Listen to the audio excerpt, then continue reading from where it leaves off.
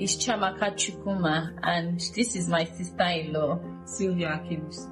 We all started when I got a call from my brother that he actually traveled, so he called me that his wife called him and she was saying something about their daughter, that I should please help him go and meet her up at the hospital. So I got to the hospital where she told me that it started 2 days before. She was running temperature, so they went to the hospital and they were treating her for malaria, but unknown to them, she had swallowed the foreign body. That's this round batteries for wristwatches, but the bigger size. So when we got to the hospital, they went to do an X-ray and they saw the battery in her throat.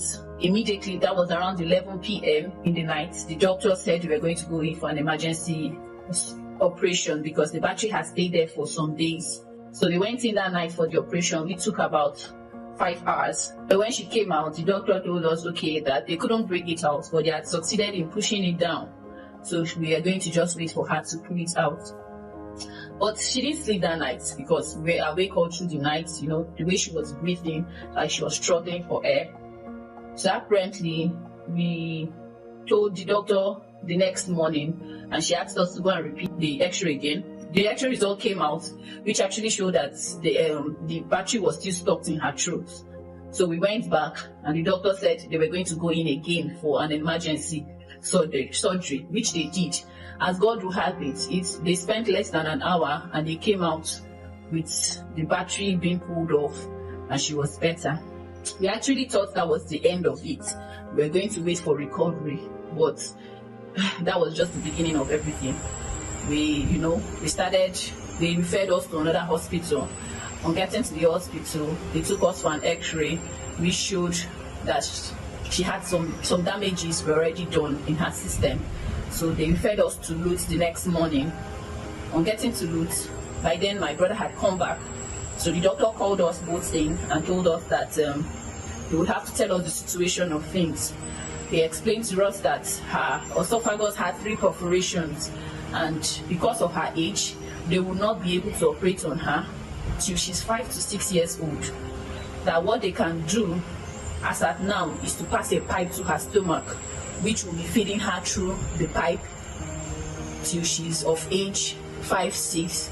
Then they will come and put the pipe back into her throat as a new oesophagus.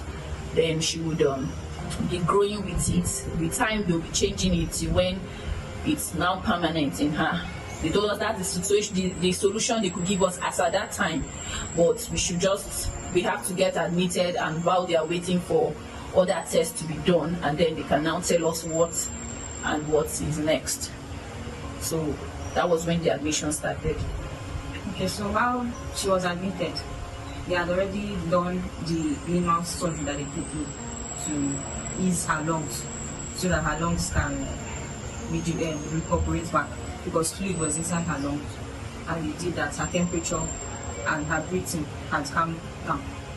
So we were admitted in the hospital, and we stayed for about 8 months. For a few weeks into the hospital, my sister-in-law had sent me the word from God's servant, Pastor Jerry. What he said on 21st of June. And they're saying that your Oesophagus is completely damaged. It's a critical situation that you're in. If you are the one, put it on the live stream and say, I am the one. About the power that raised Jesus from the dead. Yes, sir. I announce, let it be reversed right now. So while we were in the hospital, we kept on believing God, praying to God. Fast forward to when it was time for the surgery that they could do to just manage the situation. We did the first X-ray. It was incomprehensive. So they were asked to receipt after like 2 days.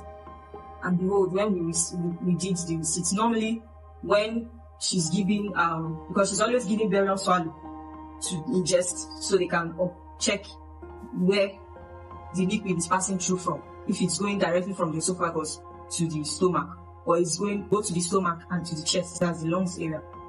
So immediately after the X-ray, I kept on looking at the chest tube which they had fixed to suck out all the water from the lungs, and I didn't see a drop of water. I knew that God had done this, but we were officially waiting for the doctors to come and tell us the good news. The next day, around 12, they came and told us that they have a good news for us, but that the main surgeon was going to be the person that was going to give the news to us, but they might likely not operate on her. And in my mind, I said, God has done his work. God has come through for our child. Then we came later in the afternoon. They kept on repeating series of tests, giving her a series of things to ingest, and we're told that once they see a drop coming out from the chest tube, we were rushing into the theater for operation. And behold, the Almighty God showed up. There was no drop of water. They used dye to check, so to know if it's probably maybe just a dent on the hole.